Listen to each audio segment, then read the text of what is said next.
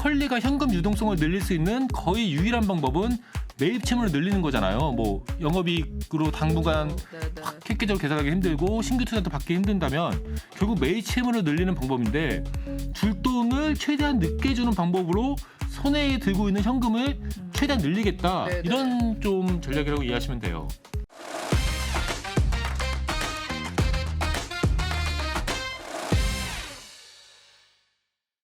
고품격 테크 방송 아웃스탠딩 쇼. 네, 안녕하세요. 저는 아웃스탠딩 쇼를 이번에 진행하게 된 아웃스탠딩 정재 취재팀장입니다. 최근 우리 사회의 가장 큰 이슈를 꼽으라고 하면 단연코 팀F 사태라고 말씀을 드릴 수 있을 것 같은데요. 특히나 팀원하고 위메프가 정말 판매자, 셀러들에게 좀 지급을 해야 될 그런 판매 대금을 마치 자신들의 쌈짓 돈인 마냥 유용해 왔다는 점에서 정말 온 국민의 분노를 사고 있는 상황입니다. 오늘 방송에서는요, 저희 아웃스탠딩의 선임 기자님이시자 자본시장 전문가인 홍선표 기자님을 모시고 이야기를 들어볼 예정인데요. 최근 컬리에서도 이번 팀F 사태의 원인으로 꼽히는 이 매입 채무가 급증을 했다는 사실에 대해서 좀 살펴보고 그 이유에 대해서도 한번 심도 깊게 들여다보는 시간을 가져보도록 하겠습니다. 일단은 선표님 안녕하세요. 예, 안녕하세요. 예, 일단은 오늘 굉장히 살펴볼 이야기가 되게 중요한데 네. 첫 번째로는 좀 팀F 사태 관련해서 네, 좀 네. 정부 관계 부처들이 어떻게 대응을 하고 네. 있는지를 얘기를 해보면 좋지 않을까 싶어요. 예. 제가 알기로 그래도 정부도 이번 사태에 대해서 발빠르게 대응을 하고 있다고 보이거든요. 예. 뭐 아무래도 국가 경제, 서민 경제랑도 좀 관련이 있어서 그런 것 같은데 어떤가요? 단순히 관련이 있는 정도가 아니고 매우 진짜 심대한 문제로 그 대통령께서도 이제 언급하실 정도로 이제 큰 문제인데 예, 방금 말씀해 주셨던 것처럼 이커머스 기업들이 그러니까 뭐 티몬과 위메프죠. 이 기업들이 판매자들에게 줘야 될 그 판매 자금을 마치 자신들의 뭐 쌈짓돈인 것처럼 유용했다는 그런 네. 분노의 목소리가 높아지면서 정부 관계자들도 정부 네네. 부처들도 굉장히 좀 발빠르게 움직이고 있습니다. 물론 약간 소잃고 외양간 고치기 시기라는 그런 비판도 당연히 있지만 뭐, 맞는 말씀이죠. 네네. 일단 지난 8월 1일에는 네. 공정거래위원회가 네이버, 쿠팡, 카카오 등 주요 이제 오픈마켓 플랫폼에 담당자들 불러서 너희들 판매 대금 정산 어떻게 하고 있냐 한번 그 다 얘기해라 우리가 네. 검토하겠다 이렇게 한번 자리를 가졌고요. 그 다음 날에는 기획재정부 주최로 관계부처 태스크포스 회의가 개최됐습니다. 약간 네네네. 제2의 TMF 사태 재발을 막기 위해서 정산 주기를 단축하고 또 이커머스 기업들이 판매 대금을 자신들이 이제 자신들의 계좌에 갖고 있는 게 아니고 제3자인 에스크로 업체한테 의무적으로 이제 예치하도록 하는 그런 방안 등이 이제 심도 깊게 논의가 된 것으로 알려져 있습니다. 네. 이번 사태를 계기로 법 개정도 좀 여러 개로 네, 좀 추진이 예. 되고 있는 걸로 알고 있는데 그건 어떤가요? 일단은 약간 이런 유통업, 그러니까 오프라인과 네. 이커머스 업체들을 그 규제하는 그런 법률들이 몇 개 있거든요. 근데 이제 그동안에 약간 오프라인 업체들의 타겟이 맞춰져 왔다면은 이제 이커머스 업체들도 좀 규제 강도를 높이겠다 이런 게 정부와 국회의 생각인데 네. 일단은 정부와 국회에서는 대규모 유통업법, 전자상거래법 그리고 전자금융거래법 등의 관련 법률들을 개정을 해서 플랫폼들이 셀러들에게 판매 대금을 지급해야 하는 그 주기를 완전히 이제 법적으로 그 정산 주기를 법제화하고 이커머스 업체들이 판매 대금을 이제 회사 운영 자금, 운전 자본으로 쓰는 것을 규제하는 그런 방안이 이제 네. 추진되고 있습니다. 일단은 정부에서 좀 약간 전문가들하고 논의를 해서 정부안을 마련해서 그걸 약간 국회에 제출하는 방식으로 올해 안에 그러니까 몇 개월 안 남았죠. 네. 올해 안에 법을 개정하겠다는 게 정부의 계획입니다. 그러니까 확실히 이제 셀러와 소비자 입장에서는 보다 더 안전하게 이제 거래를 할 수 있고 쇼핑을 할 수 있으니까 반갑고 다행스러운 소식이지만 네.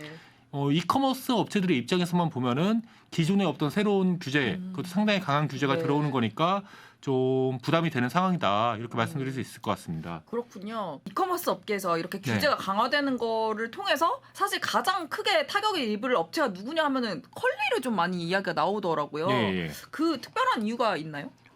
예, 특별한 이유가 있습니다.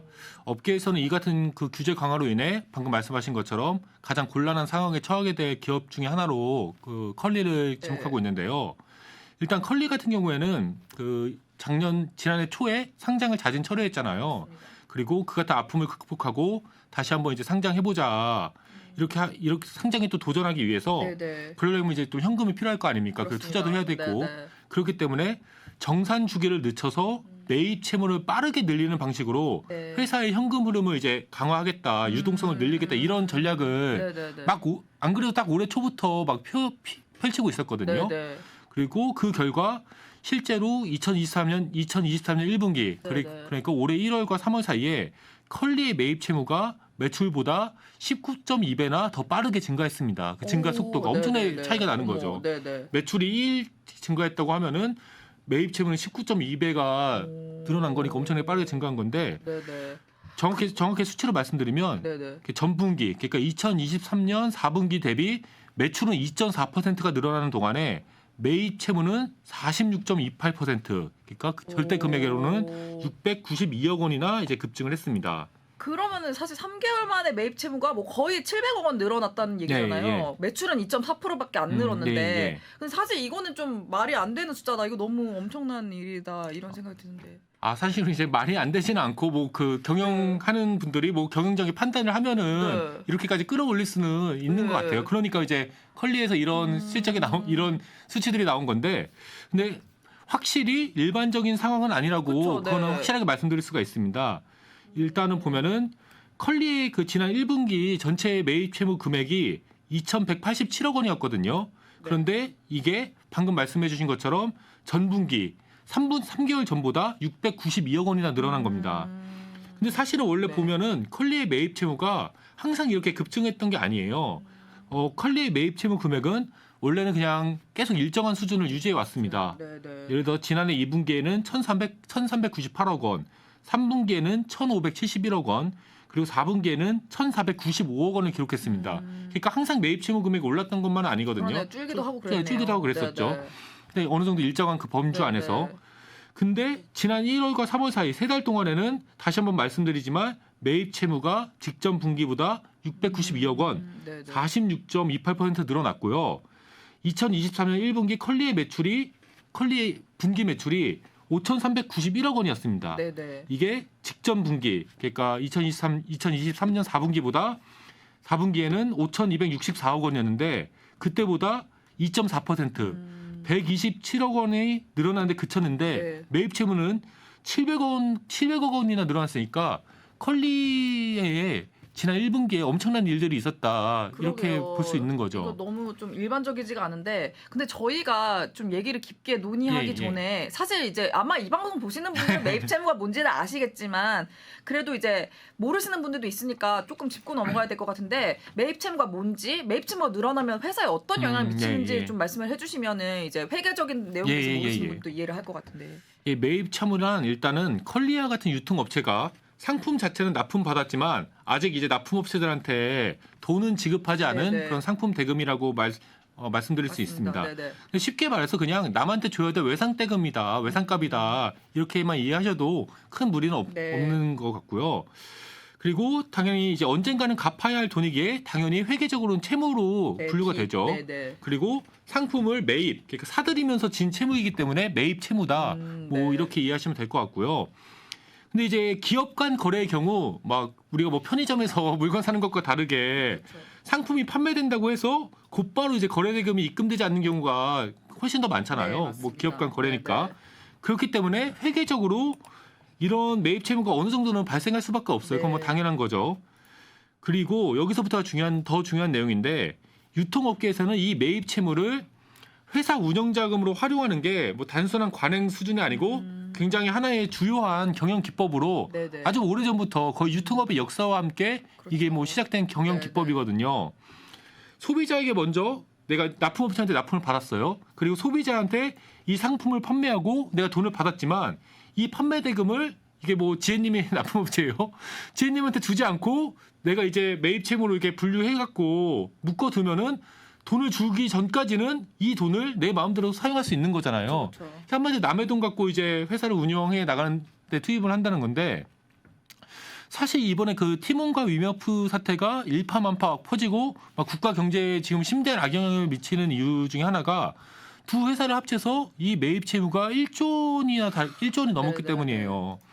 판매 대금을 매입 채무로 묶어두고 이 돈을 회사 운영에 지속적으로 투입하는 방식으로 약간 그 굉장히 그 어려운 회사 상황인데도 불구하고 회사 운영을 계속해 왔다고 말씀드릴 수 있죠. 이번 TMF 사태 같은 경우에는. 그렇군요. 그러니까 매입 채무 늘리면은 일단 회사가 보유하고 있는 현금 보유량을 좀 늘릴 네, 수 예, 있으니까 어쨌든 회사가 굴러가게는 할 수 있다. 예. 그러면 매입 채무를 빠르게 늘릴 수 있는 방법이 뭐예요? 매입 채무를 빠르게 늘릴 수 있는 방법은 아주 간단합니다. 뭐죠? 예. 일단은 그 이렇게 매입 채무는 유통기업들한테 이익을 내지 않고도 당장 사용할 수 있는 그런 현금을 만들어주는 이 유동성 창출에 굉장히 마법과 같은 유동성 창출의 통로 역할을 해왔습니다. 그리고 유통기업 입장에서 매입 채무를 늘려서 현금을 확보하는 가장 좋은 방법은 판매자들한테 돈을 주는 그 정산 주기를 늘리는 거예요. 판매일로부터 입금일까지, 판매일로부터 내가 이제 그 셀러들한테 돈을 주는 입금일까지의 주기를 늘릴수록 더 오랫동안 그 남의 돈을 들고 있을 수 있는 거잖아요. 네, 예를 들어서 그렇죠. 진짜 간단합니다. 원래 정산 주기가 한 달이었는데 이걸로 2달로 늘리면은 현금 보유량이 2배가 되는 겁니다. 3달로 늘리면은 현금 보유량이 이제 3배가 되는 거고요. 그리고 이제 네네. 컬리 역시 판매 대금의 정산 주기를 늘리는 방식으로 매입 채무 금액을 급증시켜 왔는데 이를 통해서 현금 보유량 역시 크게 늘리는 데 성공했습니다. 그렇군요. 그러면은 컬리가 2024년 그러니까 올해 초부터 셀러분들한테 판매 대금 지급하는 정산 주기를 좀 연장을 한 거. 정확히 맞습니다. 예. 컬리는 올해 1월부터 납품업체와 이 판매자들에 대한 대금 정산 주기를 기존보다 상당폭 연장했는데요. 그 전에는 해당 월에 매입하거나 뭐 입고된 상품에 대해서 그 다음 달 말일에 대금을 지급했습니다. 예를 들어서 1월 17일에 상품을 납품한 납품업체는 2월 28일에 그 컬리로부터 돈을 받을 수 있었던 거예요. 근데 올해부터는 해당 월 1일과 10일 사이에 납품된 상품에 대해서만 이런 주기로 그 돈을 주고요. 11일에서 20일 사이에 매입된 상품은 2달 뒤 10일 날에 21일에서 말일 사이에 매입한 상품에 대해서는 2달 뒤 20일 날에 정산을 하는 것으로 컬리의 정산 주기가 굉장히 상당폭 늘어났습니다. 예를 들어 5월 13일에 납품을 했으면은 이제는 이제 7월 10일에 돈을 받는 거니까 대충만 이렇게 말씀드려도 컬리의 정산 주기가 굉장히 상당폭 늘어났다는 사실을 잘 아실 수 있잖아요. 그렇죠. 근데 그리고 컬리는 이를 정산 주기 늘리는 방식을 통해서 매입 채무 금액을 3개월 만에 692억 원이나 팍 늘릴 수 있었던 겁니다. 그 컬리 쪽에도 연락을 당연히 해보셨을 했죠. 텐데 이거 매입 채무 늘어난 거에 대해서 뭐라고 설명해요? 예, 일단 컬리 측에서는 당연히 이거는 부인할 수 없는 사실이잖아요. 회계적으로. 네, 그렇죠. 숫자가 나와 있으니까. 정산 주기를 늘린 것 때문에 매입 채무가 증가한 것은 당연히 맞는 말이다. 하지만 다른 요인들도 그 매입 채무 증가에 일정 부분 영향을 미쳤다. 예를 들어서 그 연초를 맞아서 컬리에서 판매되는 상품들의 네. 그 판매 카테고리를 확대하고 더 다양한 류의 상품을 팔았다는 거죠. 봄철 프로모션에 대비해서 상품 매입을 늘린 것도 1분기 매입 채무 증가에 영향을 미쳤다. 약간 얘기하시는 게 유통업계에서는 원래 연초나 이제 봄이 되면은 뭐 신학기도 있고 애들도 입학하고 그렇죠. 뭐 그러잖아요. 그러니까 약간 프로모션을 우리가 좀 강하게 하는데 매입량이 늘어나면 당연히 매입 채무도 늘어날 수 있는 거 아니냐, 늘어날 수밖에 없다 이런 네네네. 말씀이신 것 같아요. 근데 사실은 정산 주기를 늘린 게 훨씬 더 결정적이죠. 그러면서 또 네. 이제 한 번에 덧붙이신 게 1분기부터 경북 경주와 포항에 새롭게 이제 새벽 배송을 시작해갖고 네네네. 그러면 이제 물류센터도 있고 그 안에 이제 상품들을 좀 어느 정도 채워놔야 되는 거잖아요. 그런 상품들도 좀 구비하느라고 매입 채무가 좀 늘어났다. 뭐 이런 네. 늘어난 부분도 있다. 네. 이렇게 설명을 하셨습니다. 그렇지만 그래도 말씀하신 거 어쨌든 기간 늘어난 게 가장 결정적일 거라고 생각이 되는데 근데 정산 중에 대체 왜 늘렸는지에 대해서는 얘기 안 해주시나요? 예, 컬리에서는 회사 규모가 일단 커지고 다루는 상품들의 카테고리가 훨씬 더 다양해지다 보니 공급 업체들의 특성에 맞춰서 정산 주기를 다변화한 측면이 있다고 뭐 이렇게 설명을 하셨습니다. 네네네. 근데 사실은 이거에 대해서는 뭐 돈 빨리 받는 거 싫어하는 업체들은 없거든요. 그렇죠. 근데 그러니까 뭐 그 업체들의 사정을 우리가 반영해서 정산 주기 늘렸다고 얘기하는 거는 사실은 어불성설이라는 생각이 들고요. 네네. 근데 이제 컬리 분들께서는 이런 걸 좀 강조하세요. 연장된 정산 주기도 대규모 유통업법에서 규정한 정산 주기의 틀 안에 있다. 기존에도 법에서 정한 규정대로 정산을 하고 있었고 늘어난 정산 주기도 당연히 법을 준수하고 있다는 얘기인데 조금 더 부연 설명을 드리면 네. 일단은 컬리와 같은 이커머스 업체들은 현재로서는 그 대규모 유통업법에서 규정한 정산 주기, 그러니까 결제일로부터 60일 이내 정산, 이거에 대해서 이걸로 준수할 의무는 없어요. 왜냐하면 네네. 이 대규모 유통업법 자체가 뭐 이마트니 롯데마트니 홈플러스 같은 오프라인 대형 유통업체들한테만 현재로선 적용되고 있는 법인데, 네. 근데 그게 컬리의 입장인 거죠. 그럼에도 불구하고 우리들은 우리 스스로 오프라인 업체들에만 적용되는 규정을 자발적으로 이제 준수하는 그런 업체다, 그렇게 이런 뜻이라고 말씀하셨다. 이해하시면 됩니다. 여러 가지 생각이 드는데 일단은 아까 컬리가 매입 채무 증대를 통해서 어쨌든 현금 보유량 빠르게 늘렸다 이렇게 말씀해 예, 예. 주셨는데 실제로 현금 보유량이 얼마나 늘어난 거예요? 예, 일단은 매입 채무가 이만큼이나 늘어나면서 현금 흐름은 대폭 개선됐습니다. 지난 1분기 컬리의 영업활동 현금 흐름은 800억 원에 달하는데요.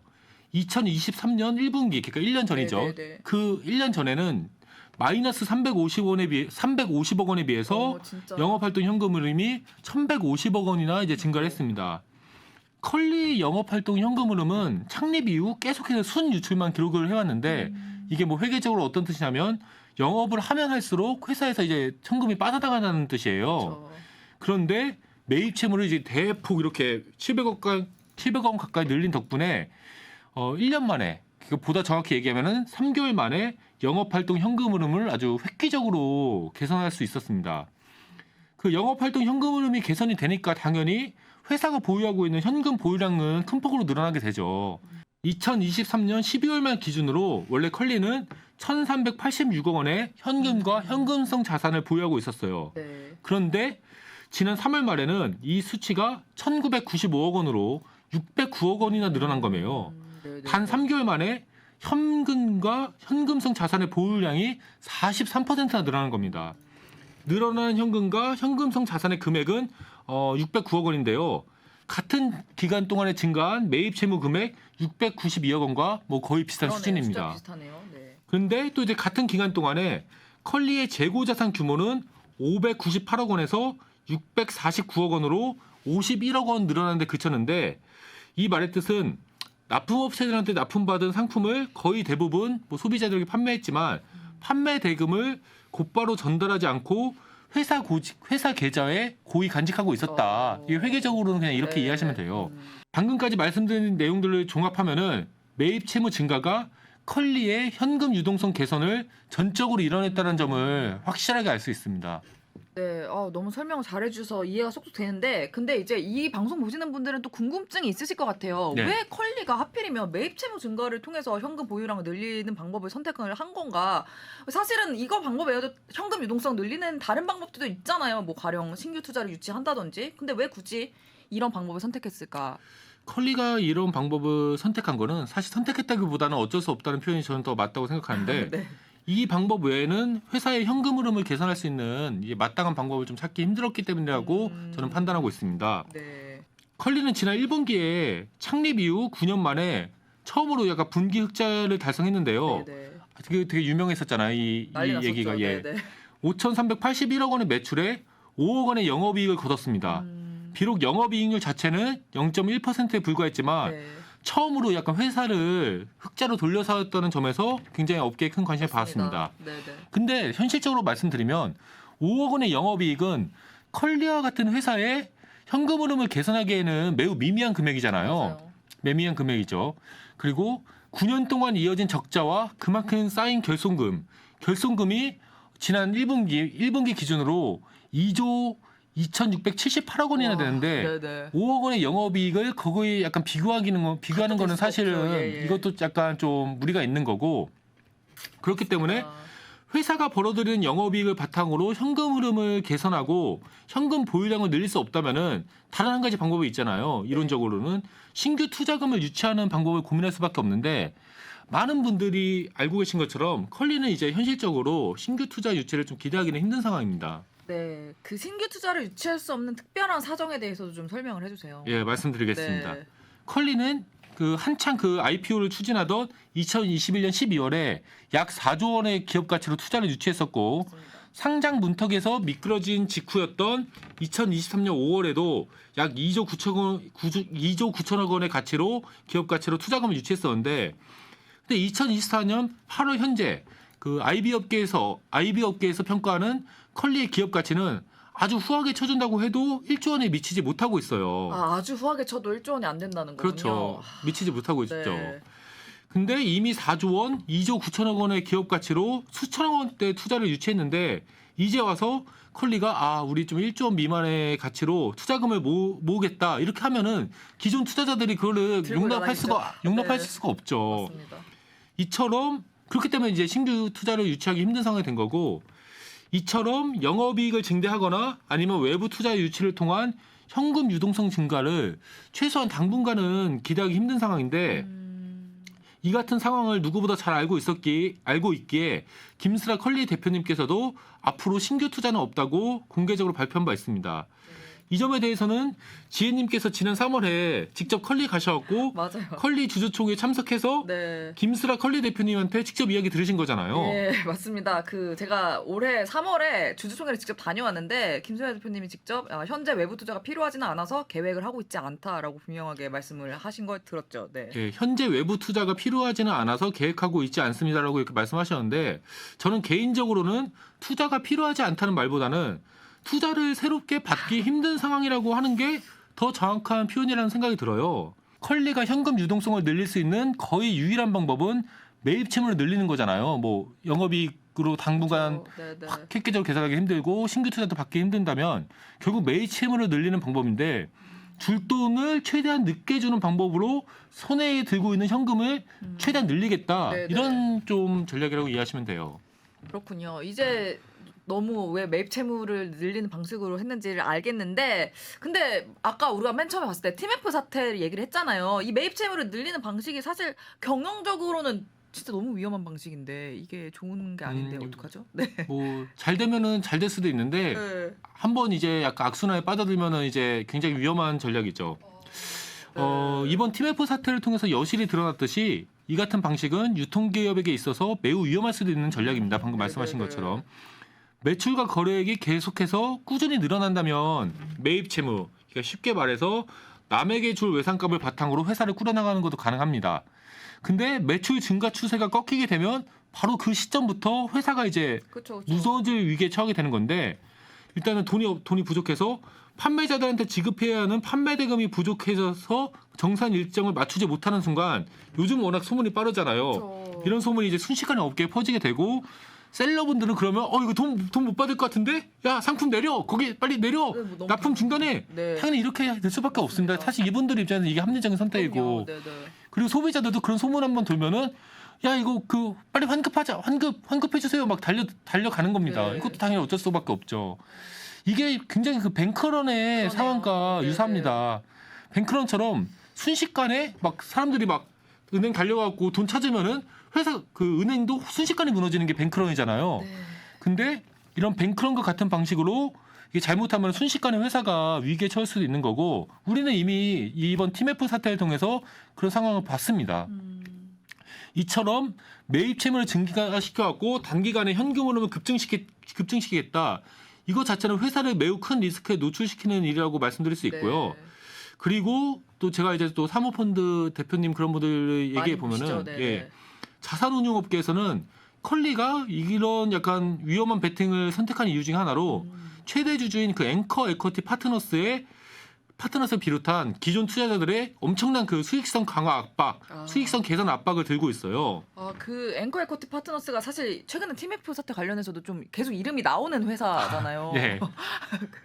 좀 얘기 좀 해주세요. 네. 예, 저도 요즘 지금 뭐 의도한 건 아닌데 앵커 에쿼티 파트너스에 대한 기사를 쓰다 보면 항상 마주치게 돼서 많이 쓰고 있는데 네, 많이 쓰고 계시죠. 이제 앵커 PE라고 보통 이제 줄여서 얘기하는데 네. 이 앵커 PE는 컬리 지분의 13.5%를 보유하고 있는 홍콩에 본사를 둔 한국계 사모펀드 네네. 운용사입니다. 그리고 2021년과 2023년에 걸쳐서 컬리에 약간 3,500억 원을 투자했는데요. 네네. 평균 2조 8천억 원의 기업 가치로 컬리에 투자한 것으로 알려져 있습니다. 그리고 이 회사는 또 이번에 큰 위기를 겪고 있는 티몬의 최대 주주이기도 했는데요. 와우, 네. 미국의 유명 사모펀드 KKR, 콜버그 크레비스 로버츠와 손잡고 2015년에 티몬에 3,800억 원을 투자했습니다. 네, 많이 하셨네. 네. 이것만 한 게 아닙니다. 네. 일단은 이때는 그룹폰으로부터 티몬 지분의 59%를 약 3,800억 원에 인수해서 회사 경영권을 확보했고 네, 네. 2021년에는 PS 얼라이언스 컨소시엄이라는 그러니까 티몬 글로벌이라고 네네네. 이해하시면 되는데 여기와 함께 티몬에 3,050억 원의 추가 투자를 단행해서 지분율을 끌어올렸습니다. 거의 90%에 가까운 지분율까지 갔었고 그리고 2022년에는 앵커피와 KKR 등 티몬의 기존 투자자들이 큐텐그룹한테 티몬 지분을 모두 넘겼어요. 전체 매각 가격은 2,000억대였는데 2015년에 티몬 지분의 59%를 인수했을 때 지급했던 3,800억 원보다 줄어든 겁니다. 그 사이에 이제 인플레이션이라든지 그런 것까지 고려하면 훨씬 더 가치가 떨어졌다고 말씀드릴 수 있죠. 그럼 이제 단순히 계산만 해도 한 7천억 원에서 샀는데 그거를 2천억 원에 팔았다는 얘기잖아요. 뭐 심지어- 그 59%를 3,800억 원에 네네네. 그것도 7년 전에 샀는데 네. 그 59% 샀던 것보다 훨씬 더 낮은 가격으로 거의 전체 지분을 팔았다는 거죠. 예. 엄청 손해봤다는 얘기네요, 한마디로. 아 그렇죠. 그리고 또 매각 거래 자체가 돈으로 받으신 것도 아니에요. 아, 맞아. 티몬 그치, 지분을 네. Q10과의 Q익스프레스 지분과 교환하는 방식으로 이루어졌는데 네네. 그렇기 때문에 앵커 P와 이 KKR이 합작해서 설립한 특수 목적 법인인 몬스터홀딩스라는 회사가 있는데 네네. 그런 이게 지분 교환 방식으로 거래가 이루어졌기 때문에 이 몬스터홀딩스가 Q10의 제2대 주주입니다. 그리고 네네네. 이미 방금 말씀해 주신 것처럼 앵커 P는 티몬 투자와 Q10 지분 교환 과정을 통해서 수천억 원대 투자 원금을 이제 날린 거잖아요. 그렇죠. 티몬에서도 날리고 네. 그 Q10 지분 받았는데 Q10 지분에서도 날리고 했으니까 이제 완전히 날린 거라고 예. 보는 게 합리적인데 네, 그렇죠. 그런 만큼 여기서 손해 봤으니까 다른 데서 메꿔야 될 거 아니에요. 아, 그렇죠. 그래서 그러면은 메꾸려면 어떡합니까? 다른 포트폴리오 기업들 수익성을 엄청 높여갖고 얘네를 또 비싸게 팔아야 되는 거잖아요. 그래서 포트폴리오 기업들 수익성 개선을 엄청나게 강하게 추구하고 있는 거예요. 이제 손실을 메꿔야 되니까. 엄청 쪼는 거군요. 뭐 그렇기 때문에 네. 이미 그 앵커피는 그 해외 출자자들한테 여기는 주로 해외 출자금을 받는데 네. 그 너희는 컬리 투자에서 실패했다고 평가를 받고 있어요. 앵커피 자체가. 아, 그렇기 때문에 이걸 어떻게든 만회하려면은 컬리의 수익성 개선이 중요한 거고 그렇기 때문에 앵커피가 이제 컬리 경영진들을 이분들이 찾아가겠죠. 이런 심사역, 운영력 이런 분들이 찾아가고 실적을 빨리 올리시라. 약간 엄청 그 네. 말은 정중하게 하더라도 아, 네. 과연 그게 정중하게 받아들일 수만은 없겠죠. 무섭겠죠. 네네. 그리고 이렇게 개선 압박을 받으면 어떡합니까? 그 경영진은 컬리 경영진은 당연히 아 그러면 우리 빨리 일단 매입팀이라도 확대해갖고 현금 손에 쥐고 이 돈으로 좀 뭐라도 해보자 이렇게 하는 건데 약간 그 앵커피의 이런 양태에는 제가 봤을 땐 딱 속담으로 묘사할 수 있을 것 속담이요? 같아요. 무슨 속담이요? 티몬에서 뺨 맞고 컬리에서 화풀이한다. 뭐 약간 이런 속담으로 요약해도 그리 틀리지는 않은 것 같다는 네. 생각이 듭니다. 아, 그렇군요. 아, 굉장히 약간 내 뺨을 쥐게 되는데 네. 정말 와닿는 비유인데 그 지금까지 우리가 컬리가 매입 채무를 급증시킨 배경에 대해서 지금 되게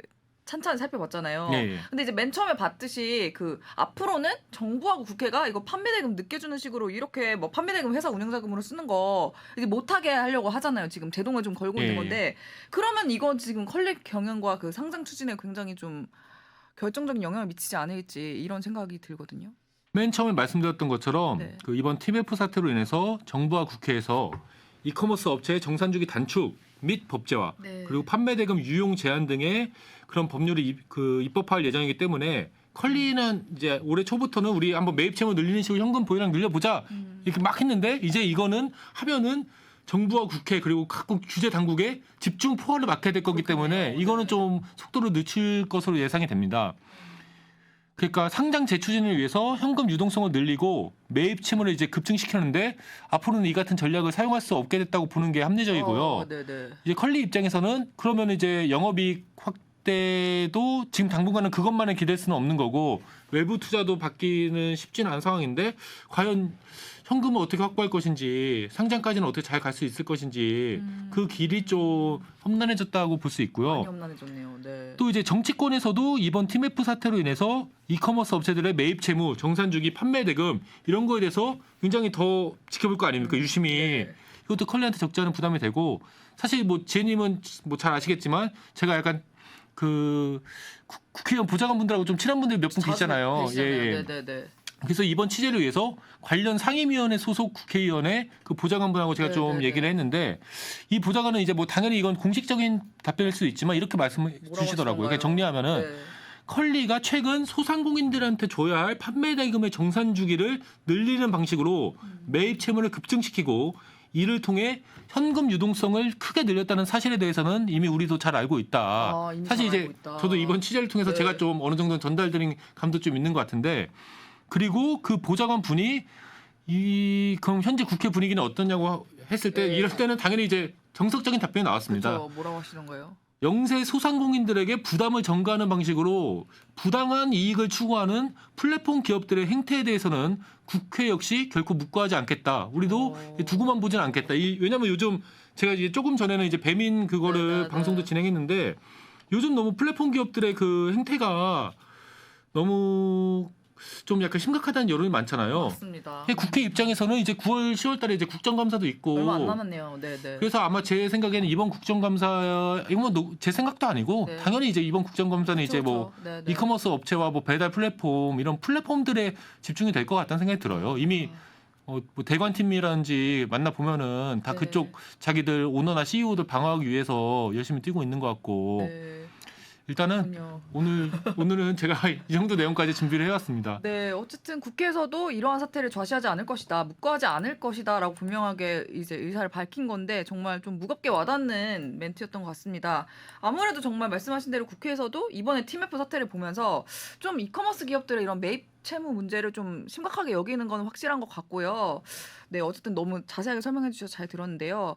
네, 이번 방송에서는 컬리가 지난 1분기에 매입 채무 금액을 거의 700억 원에 가깝게 급증시키는 방법으로 정말 회사의 현금 흐름을 개선했다는 사실, 그리고 컬리가 이런 선택을 내린 배경에 대해서 굉장히 자세하게 살펴봤습니다. 이번 TMF 사태에서 저희가 살펴봤듯이 또 확인을 했듯이 이커머스 기업들의 매입 채무는 단순히 이제 입점 판매자나 소비자들한테만 국한되는 문제는 아닌 것 같습니다. 정말 국가 경제 전체에 너무 안 좋은 영향을, 매우 큰 영향을 미치는 문제잖아요.